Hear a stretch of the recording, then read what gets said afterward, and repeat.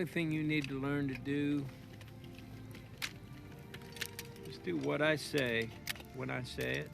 And this time tomorrow, you'll have more than enough to buy your own ship.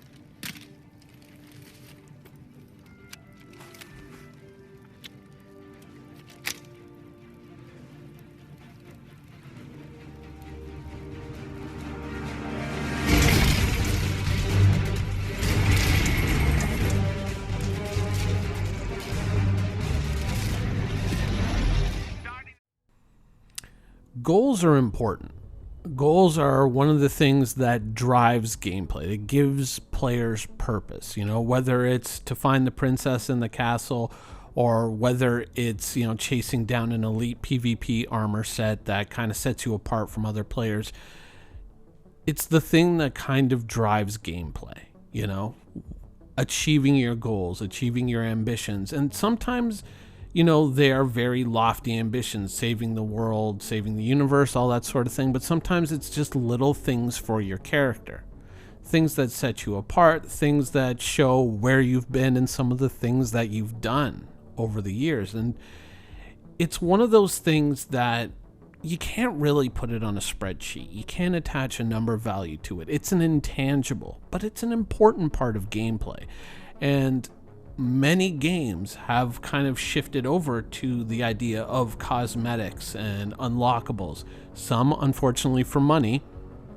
Others through gameplay achievements, which is something personally I find a lot more, conducive to, players feeling good about, just saying, oh, I earned this rather than, oh, I just bought it.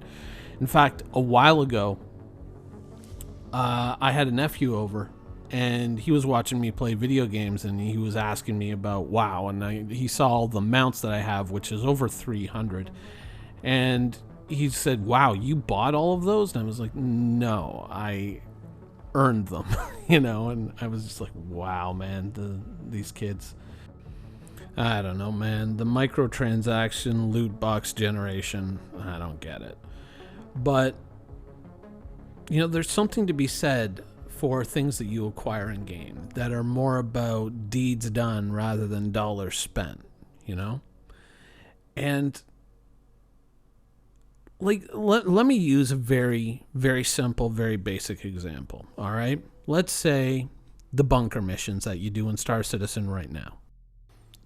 When you're doing these bunker missions and you're taking out enemies within the bunker, they drop weapons, right? And there's something that you can pick up and you can carry and you can use, but you don't get to keep them right now, right? But what if by picking up one of these weapons, you basically unlocked a permanent version of it? Something not unlike some of the things that we used to get for our milestone rewards whenever the game hit 30 million, they say, oh, now you've got or combat armor. The game hit 50 million. You get, like a ship component tuning tool or something like that, or a multi-tool or whatever, something that you got to keep permanently, right? And I think that, in a sense, I think that the first time you maybe grab a weapon in one of these missions, it should not really be quote unquote an achievement, but it should unlock in the same way that you can unlock the Pirate Caterpillar, or you could unlock the Glaive by completing, Vanduul Swarm, which, by the way, I think the Caterpillar you can still technically do. You have to complete the Pirate Swarm and then wait for, the Pirate Caterpillar to become available again, and then you can turn your Caterpillar into a Pirate Caterpillar. Though, go out and research that. I'm not 100% certain about that. But it should be something like, okay, now you've done this, so now when you go to weapon shops, you can purchase that scuffed up assault rifle as well, but you also have one that you more or less becomes part of your permanent collection as a souvenir or a memento of, those things that you did at that time. I have many items, collected in different games that, some of which are just fun little items that I've picked up here and there, but other ones are very significant mementos of things that happened in those games or experiences that I had. And I feel that, this is something that players can collect. This is something that players can do in an era where we really can't make money because we're not sure what shape the economy is going to take. In an era where, you know, we can't be really sure how a ship is going to work out. Even if it's flyable now, there could be changes in the, you know, into the future with how that ship works. Look at the Starfarer and its ability to create quantum fuel, which it no longer can. Things like that. But there are little odds and ends, little knickknacks, little pieces maybe that you can pick up out of the bunker that could unlock certain decorative items that you can put in your home in the game, or, you know, unlock certain weapons, like maybe, I don't know, a Coda pistol with a flash suppressor and a scope on it, which would be kind of silly, but at the same time kind of cool. I use weapons as the primary example because, you know, these are the things that are most available to us. There's always new weapons. There's that assault rifle that I was telling you about. There are a lot of these weapons that, you know, in the game that are being brought into the game on a regular basis, and some of them have fairly unique skins, like this one right here. But weapons in Star Citizen, at least the portable player carryable weapons, have kind of a weird place in the economy. Some of them costing more than components for interplanetary or interstellar starships, you know? The pricing of them really doesn't make sense when you compare it to the rest of the items that are available in the Star Citizen universe. And so I feel that, you know, the acquisition of them, or at least the collection of them, should be something that reflects more what a player does in game rather than simply what a player can go and buy in a shop.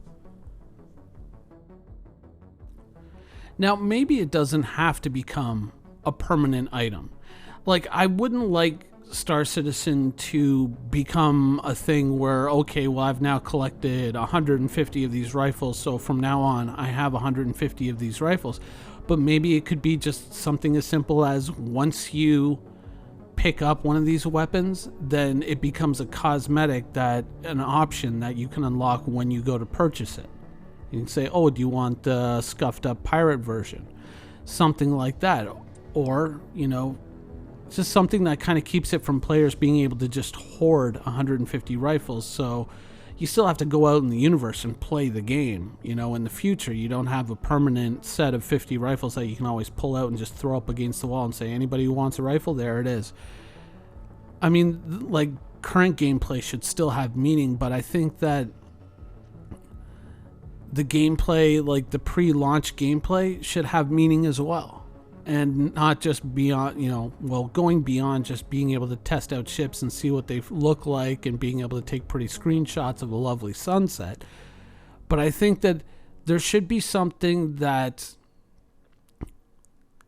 carries over into, you know, the finished Star Citizen universe, but not necessarily something that gives a direct gameplay advantage, but something that serves as kind of like a memento of time spent and deeds done in the game. I think that would be kind of a cool way to kind of slide in some progression into the game without it being something that could in the future be game breaking. Anyways, that's my thoughts on the topic. I hope you guys enjoyed the video, and thanks for watching.